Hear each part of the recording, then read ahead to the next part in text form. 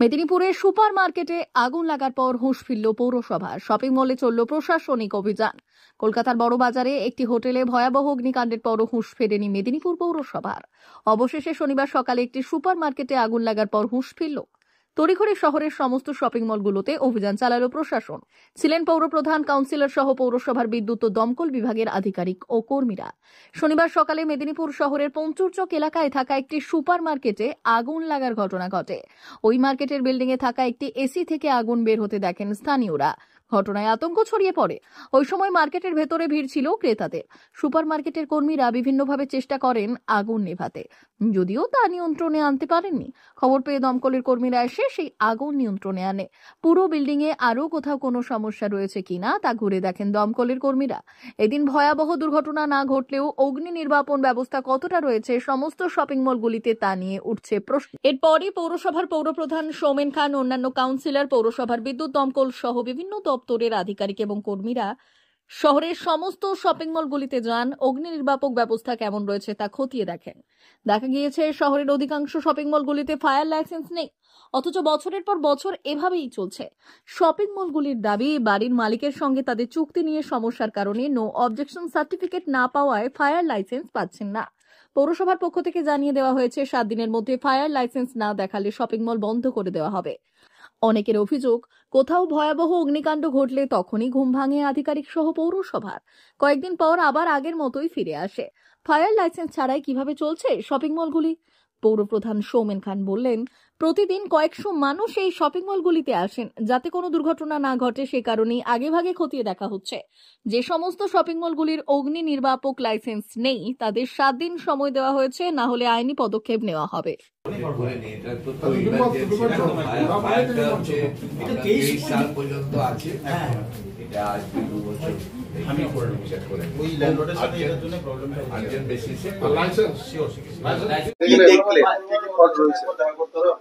Fault নয়, আমরা যেহেতু এত কাস্টমার আসেন এই সমস্ত মলগুলোতে, যে কোনো দুর্ঘটনা যাতে না ঘটে, এই পাবলিক প্লেস তো, এখানে শয়ে শয়ে মানুষ আসেন প্রতিদিন, তাদের কাস্টমাররা তাদের এখানে মার্কেটিং করতে।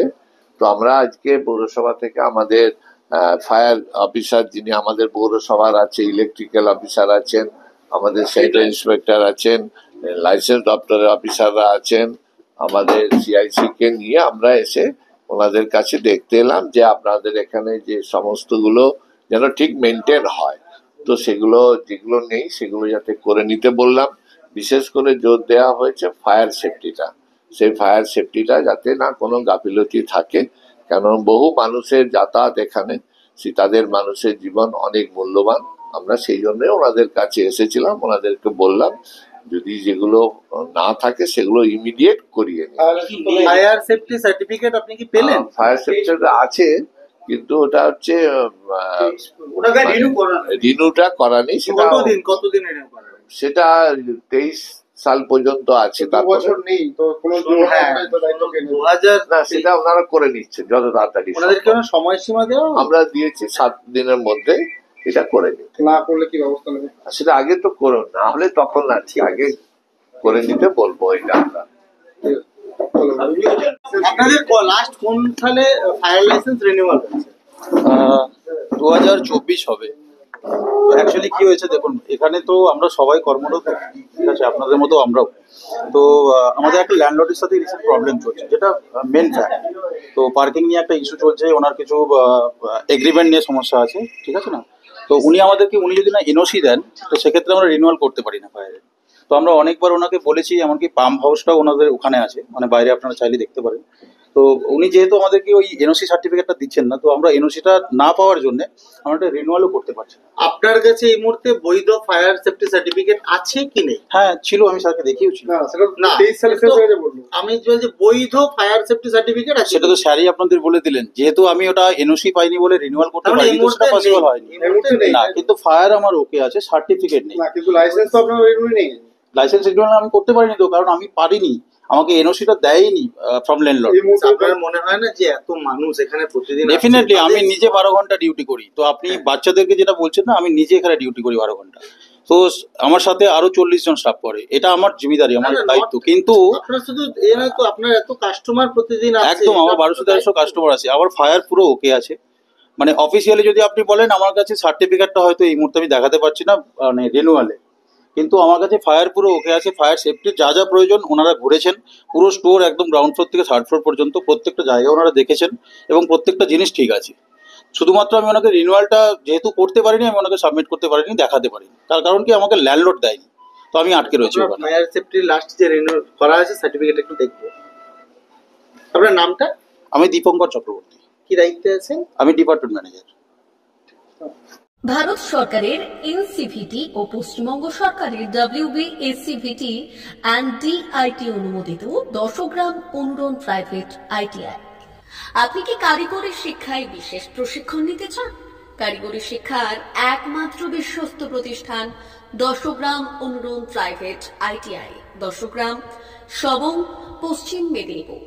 আমাদের এখানে ইলেকট্রিশিয়ান, ফিটার, সার্ভেয়ার এবং হেলথ স্যানিটারি ইন্সপেক্টরের কোর্স যত্ন সহকারে করানো হয়। ভর্তি চলছে। ভর্তি হতে আজই আসুন আমাদের 10 গ্রাম অনুরণ ITI-তে। মাত্র 2 বছরে ইলেকট্রিশিয়ান, ফিটার, সার্ভেয়ার এবং 1 বছরে হেলথ স্যানিটারি ইন্সপেক্টর কোর্স করানো হয়। এখানে প্রশিক্ষণ শেষে পেয়ে যাবেন 100% জব গ্যারান্টি।